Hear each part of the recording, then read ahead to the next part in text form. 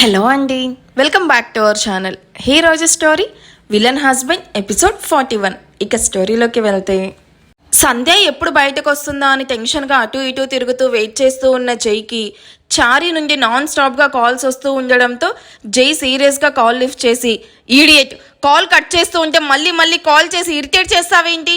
అంత కొంప మునిగిపోయే మ్యాటర్ ఏంటి? చెప్పి చావు అంటూ గయ్యమని అరుస్తాడు. బాబోయ్, ఈయనేంటి ఇంత కోపంగా ఉన్నాడు? ఇప్పుడు విషయం చెప్పాలా వద్దా? చెప్తే ఒక బాధ, చెప్పకపోతే మరో బాధ. చెప్తే ఇది కూడా నాకు చెప్పాలా అంటాడు. చెప్పకపోతే నాకు తెలియకుండా నీ ఓన్ డెసిషన్ తీసుకోవడానికి నువ్వెవరు అని గంటసేపు క్లాస్ పీకుతాడు. ఇప్పుడు ఏం చెప్పాలి? ఏంటయ్యా కాల్ చేసి ఏమీ మాట్లాడో? దేనికి కాల్ చేసావో త్వరగా చెప్పి తగలాడు అంటూ ఫ్రస్ట్రేట్ అవుతూ అరుస్తూ ఉన్న జై వాయిస్కి ఉలిక్కిపడి, ఈయన దేనికో బాగా కోపంగా ఉన్నాడని తెలుస్తుంది. ఇప్పుడు దీని గురించి చెప్పకపోవడమే బెటర్.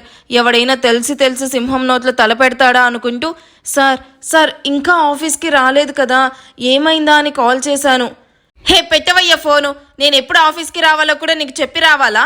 ఆఫీస్కి వచ్చాక చెప్తాను నీ పని అని సీరియస్ అవుతూ కాల్ కట్ చేసిన జై బిహేవియర్కి నుదిటిన పడిన చెమట తుడుచుకుంటూ, జై సార్కి అనవసరంగా కాల్ చేశాను, ఇప్పుడు ఈయన ఏం చేస్తాడో ఏంటో అని టెన్షన్ పడి బీపీ పెరగడంతో టాబ్లెట్ వేసుకుంటూ చైర్లో చతికిల పడతాడు చారి.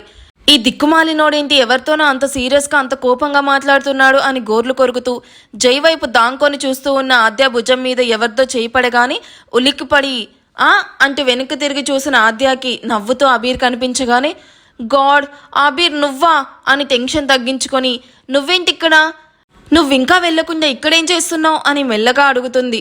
నువ్వు కంగారుగా హాస్పిటల్లోకి పరిగెత్తావు కదా, సో ఏమైనా ప్రాబ్లం ఏమో అని నేను కూడా వెనుకనే వచ్చాను. అది సరే, ఫ్రెండ్ని మీట్ అవ్వాలని చెప్పావు కదా, మరి ఇక్కడేం చేస్తున్నావు? పైగా 10 మినిట్స్గా ఆ అబ్బాయి వైపే చూస్తూ ఉన్నావు. ఎవరతను? నీ బాయ్ ఫ్రెండా? అడగడం అయితే తన డౌట్గానే అడిగాడు కానీ ఆద్య ఏం చెప్తుందో అని గుండెలను అరచేతుల్లో పెట్టుకొని టెన్షన్గా చూస్తూ ఉన్నాడు. ఏంటి బాయ్ ఫ్రెండా? వాడికి అంత సీన్ లేదు. వాడు నా life time enemy. You know what, వాడి గర్ల్ ఫ్రెండ్స్ను వంటి మీద డ్రెస్ని చేంజ్ చేసినంత ఈజీగా చేంజ్ చేస్తాడు. ఇంట్లో వీడికి మ్యారేజ్ చేయాలని యుద్ధాలే జరుగుతున్నాయి. అక్కడేమో వీడి మ్యారేజ్ అంటే ఇంట్రెస్టే లేనట్టు బిల్డప్ ఇచ్చి ఎవరికీ తెలియకుండా మ్యారేజ్ చేసుకున్నాడు. అందుకే రెడ్ హ్యాండెడ్గా తన వైఫ్తో ఉన్నప్పుడు వాడిని పట్టుకొని అంకుల్కి కాల్ చేసి చెప్తాను, అప్పుడు కానీ వీడి తిక్క కుదరదు అంటూ కోపంగా చెప్తుంది ఆద్య, నువ్వు ఇక్కడ చిన్న లాజిక్ మిస్ అవుతున్నావు. నువ్వు అనుకున్నట్టు ఆ అబ్బాయి, బై ది వే, తన పేరేంటి అని జై వైపు చూస్తూ, తనను ఎక్కడో చూసినట్టుంది, బట్ ఎక్కడ చూసానో గుర్తు రావడం లేదు. వాడికి విధవ వేషాలతో పాటు మా మామయ్య పుణ్యమా అని కొన్ని స్వలక్షణాలు కూడా వచ్చాయి. అందుకే వాడు అంత పెద్ద కంపెనీకి CEO అయ్యాడు. పేరు వినే ఉంటావు, వర్మ గ్రూప్ ఆఫ్ ఇండస్ట్రీస్. దానికి one and only CEO Mr Jaidheer Varma, అది వీడే. యా, గుర్తొచ్చింది. ఒకసారి టీవీలో కూడా తన ఇంటర్వ్యూ చూశాను. ఎంతో మందికి జై ఒక రోల్ మోడల్ తెలుసా. ఇన్ఫ్యాక్ట్ నేను కూడా జైని ఇన్స్పిరేషన్గా తీసుకొని బిజినెస్ వరల్డ్లోకి వచ్చాను. ఏంటిది? ఆ రోమియోని చూసి ఇన్స్పైర్ అయ్యావా? ఇంకా నయం, నాకు ముందే చెప్పావు, లేకపోతే చాలా ఘోరం జరిగిపోయేది. చూడు అబీర్, నాకు నీ మీద చాలా రెస్పెక్ట్ ఉంది. దయచేసి వాడిని పొగిడి అది పొయ్యేలా చెయ్యకు. వాడు వెధవ అని చెప్తున్నాను కదా. ఇక వాడి భజన ఆపు అని చిరాగ్గా మొహాన్ని తిప్పుకొని జై తనకు ఇష్టం లేకుండా కిస్ పెట్టడం గుర్తు చేసుకుంటూ, నన్ను ఆ రోజు ఎంత హర్ట్ చేశావో అంతకు మించి నీకు పెయిన్ నేనిస్తాను, లెట్స్ వెయిట్ అండ్ వాచ్ అనుకుంటూ చూస్తూ ఉంటుంది. అందరితో ఎంతో ఫ్రెండ్లీగా మూవ్ అయ్యే ఆద్యకి జై మీద ఎందుకంత ద్వేషం అని ఆలోచిస్తూ అబీర్ కూడా జైను అబ్జర్వ్ చేస్తూ అక్కడే నిల్చుకుంటాడు. హాఫ్ అన్ అవర్ తర్వాత బయటకు వచ్చిన సంధ్యను చూసిన జై ఫాస్ట్గా ముందుకి వచ్చి నిల్చుకుంటూ, సంధ్య ఏమైంది? నాన్సీ ఎందుకలా అన్కాన్షియస్ అయ్యింది? ఇప్పుడు ఓకేనా అని అడుగుతున్న జై చేయి పట్టుకొని తన క్యాబిన్లోకి లాక్కొని వెళ్తుంది సంధ్య.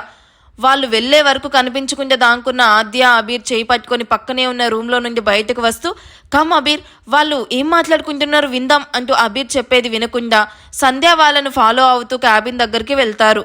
సంధ్య తన క్యాబిన్లోకి జైను తీసుకుని వెళ్ళి డోర్ లాక్ చేయగానే, హో గాడ్, ఏంటిది డోర్ లాక్ చేశారు అని లోపల జరుగుతుంది వినిపించకపోయినా కనిపిస్తూ ఉన్న విజువల్స్ చూస్తూ ఉన్న ఆద్య తనే ఓన్ స్క్రిప్ట్ రెడీ చేసి జైకి మరింత ఎనిమిగా చేంజ్ అవుతుంది. అబీర్, నీకు వాళ్ళ కాన్వర్జేషన్ అర్థమవుతుందా అని లోపల జరిగేది చూస్తూ ఉన్న అబీర్ మొహం మీద చిటికలు వేస్తూ క్వశ్చన్ చేస్తుంది. బయటకేం వినిపించట్లేదు కదా ఆద్య, వాళ్ళు ఏం మాట్లాడుతున్నారో నాకు కొంచెం కూడా అర్థం కావడం లేదు అంటూ భుజాలు ఎగరేస్తూ ఆన్సర్ ఇస్తాడు. హా, బట్ నాకు అర్థమవుతుంది. అర్థం కావడమే కాదు, వాళ్ళు మాట్లాడేది సీన్ టు సీన్ చెప్తాను. కేర్ఫుల్ అండ్ క్లారిటీగా విను. వాళ్ళు ఏం మాట్లాడుతున్నారో నీకెలా అర్థమైందా ఆద్య? నువ్వు కూడా నా పక్కనేగా నిల్చుకొనున్నావు. హే రిలాక్స్ అబీర్. అలాంటివి అర్థం అవ్వాలంటే నాలాగా నీకు కూడా ఫేస్ రీడింగ్ వచ్చుండాలి. ఏంటి, నీకు ఫేస్ రీడింగ్ కూడా వచ్చా?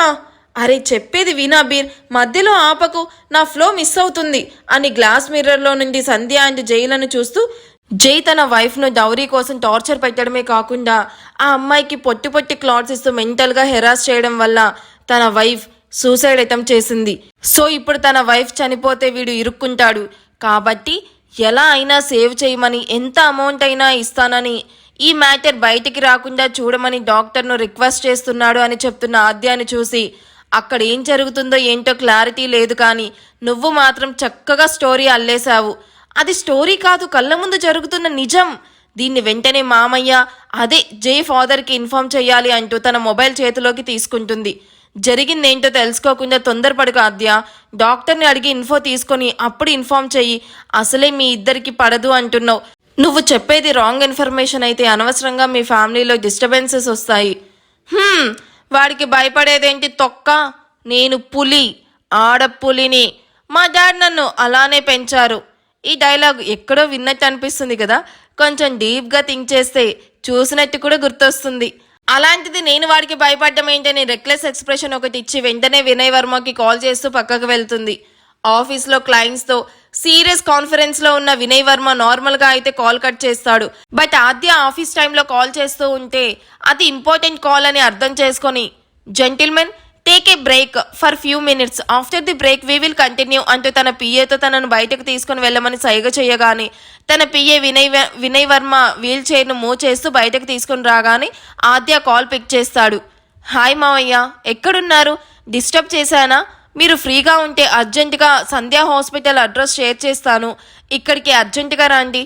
హాస్పిటల్ ఏంట్రా? నువ్వు బాగానే ఉన్నావా? అసలేం జరిగింది? టెన్షన్ అవ్వకండి మావయ్య, ఐయామ్ ఓకే. బట్ ఇక్కడ మీ పుత్రరత్నం గురించి మనందరికీ తెలియాల్సిన నిజం ఒకటి ఉంది. అందుకే మిమ్మల్ని రమ్మంటున్నాను. నాకు ఇప్పుడే తెలిసింది, అందుకే వెంటనే మీకు కాల్ చేశాను. వెంటనే రాండి మావయ్య. జై గురించా? వాడి గురించి తెలుసుకోవాల్సింది ఏముంది ఆద్య? వాడి గురించి నా టైం వేస్ట్ చేసుకోను. నాకు చాలా అర్జెంట్ మీటింగ్స్ ఉన్నాయి. బాయ్ ఆద్య. మీ అబ్బాయికి పెళ్లి జరిగిందని చెప్పినా కూడా మీరు రారా మావయ్య? కాల్ కట్ చేయబోతున్న వినయ్ ఆ మాట విని టక్కున ఆగిపోయి, వాట్? ఏం మాట్లాడుతున్నావా ఆద్య? జైకి పెళ్ళేంటి? నేను నమ్మను. వాడికి మ్యారేజ్ అంటేనే ఇష్టం లేదు. అది నీకు కూడా బాగా తెలుసు కదా ఆద్య. అయ్యో నా ఇన్నోసెంట్ మావయ్య, అది మన అందరికీ తెలిసిన అబద్ధం. బట్ నిజం ఏంటంటే జైకి ఎప్పుడో మ్యారేజ్ అయిపోయింది. ఆ విషయం ఎవ్వరికీ తెలియకుండా సీక్రెట్గా మెయింటైన్ చేస్తున్నాడు. అంతేకాదు తన వైఫ్కి హెల్త్ బాగాలేదని హాస్పిటల్కి తీసుకుని వచ్చాడు. ఇక్కడే ఇంకో భయంకరమైన నిజం కూడా నాకు తెలిసింది. జై ఆ అమ్మాయిను ఫిజికల్ అండ్ మెంటల్గా టార్చర్ పెడుతుంటే ఆ అమ్మాయి అది బేర్ చేయలేక సూసైడ్ అటెంప్ట్ చేసింది. జై గురించి తెలుస్తున్న ఒక్కో నిజానికి వినయ్ మైండ్ బ్లాస్ట్ అవ్వడంతో అడ్రస్ షేర్ చేయి ఆద్య, ఇప్పుడే స్టార్ట్ అవుతున్నా అని ఆద్యకి చెప్పి తన పిఏతో కాన్ఫరెన్స్ క్యాన్సిల్ చేయమని చెప్పి ఆద్య పంపించిన అడ్రస్కి స్టార్ట్ అవుతాడు వినయ్. ఇవాళ అయిపోయావురా. ఈ మూమెంట్లో తాతయ్య, మామ్, డాడ్, మామయ్య, మాన్య, అమర్ బ్రో మిస్ అయితే ఎలా అని వరుస పెట్టి అందరికీ కాల్ చేసి పిలుస్తుంది. వాళ్ళ అందరినీ తీసుకుని సంధ్యా క్యాబిన్ దగ్గరికి తీసుకుని వచ్చి జై ఎప్పుడు బయటకు వస్తాడా అని వెయిట్ చేస్తూ కూర్చుంటుంది. కాసేపటికి నీరసంగా మొహం పెట్టుకుని క్యాబిన్ బయటకు వచ్చిన జైకి అక్కడ తన ఫ్యామిలీ మొత్తం కనిపించడంతో షాక్ అవుతాడు.